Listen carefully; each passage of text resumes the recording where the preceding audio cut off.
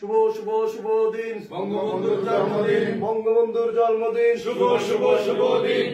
Dear viewers, you are watching the celebration of Bangabandhu's birthday organized by the Saudi Arabia Awali. The birthday of Sheikh Mujibur Rahman, the founding father of the Bangladesh, is celebrated on March 17th every year. This day is also observed as National Children's Day in Bangladesh. Despite controversy and debate among politicians, Sheikh Mujibur Rahman remains a faithful figure in Bangladesh. He has voted the greatest Bengali of all time in the 2004 BBC Bengali Open Poll. Rahman has been deputy undertaker, and many Bangladesh public institutions are named after him.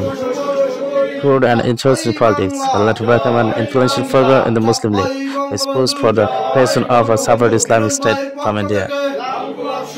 Rahman would have turned 102 had he not been assassinated on August 15, 1975, together with most of his family.